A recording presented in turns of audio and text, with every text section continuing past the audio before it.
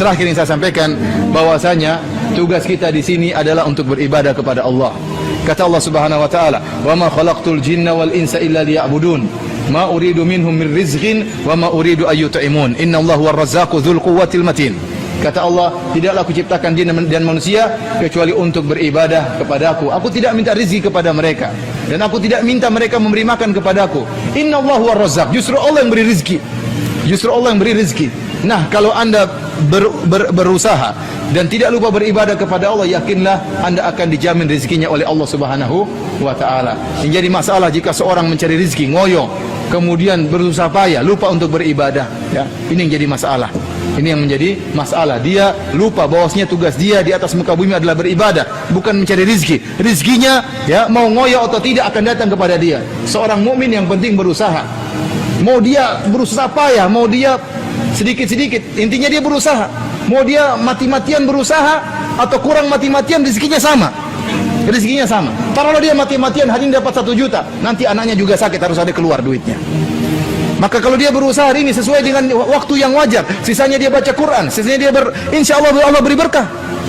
Insya Allah Allah beri berkah. Antum lihat ya, di antara bukti ketakwaan berpengaruh tentang rezeki. Sekarang bandingkan saja Indonesia dengan Arab Saudi. Arab Saudi itu tidak ada yang rajin. Ini benar nih.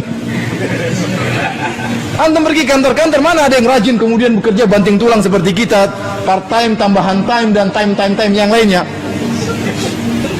Banting tulang, tapi subhanallah duitnya segitu-segitu aja.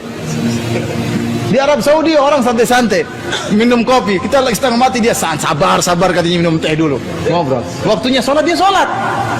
Memang dia ngawur bekerjanya, tapi rezekinya apa? Lancar. Mana Indonesia dibandingkan Saudi? Lebih kaya Indonesia semuanya ada.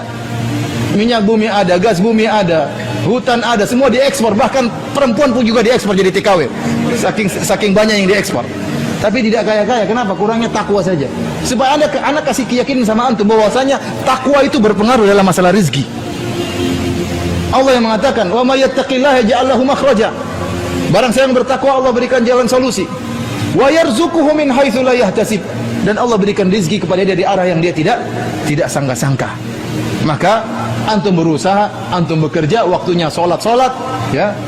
Dan saya sampaikan kepada antum, Allah memuji dalam Al-Quran. Allah tidak memuji orang yang di masjid terus, yang baca Quran terus, yang zikir terus, tidak. Tapi yang Allah puji orang yang berdagang, orang yang bekerja, yang bertransaksi, tetapi jika datang panggilan Allah, dia sholat.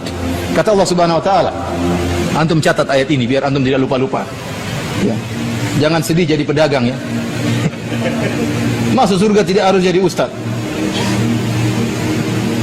Dalam surat Nur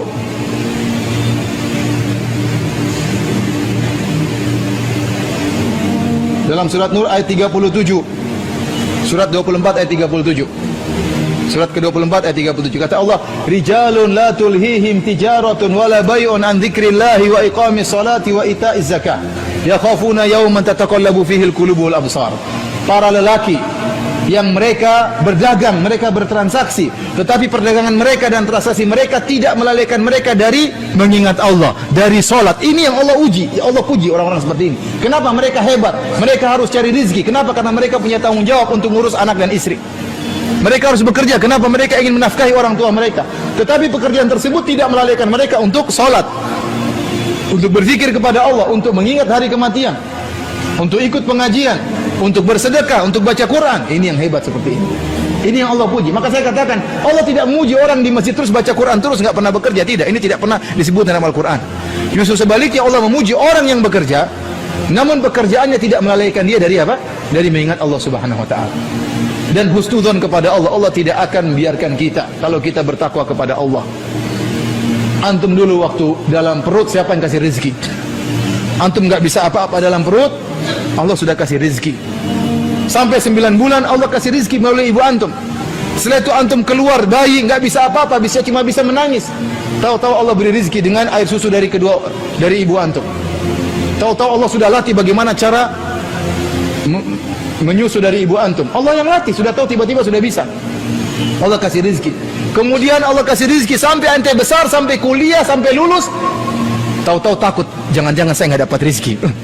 Kok bisa seperti itu? Kenapa sekarang sudah pintar, sudah lulus, sudah punya gelar, kok malah takut nggak dapat rizki? Uang tuh antum masih kecil saja Allah kasih rizki. Maka jangan seorang suudzon kepada Allah Subhanahu Wa Taala. Yang penting dia berusaha, disertai dengan takwa, maka insya Allah Allah akan berikan dia kepada dia rizki yang cukup bagi dia, ya, dan akan membahagiakan dia.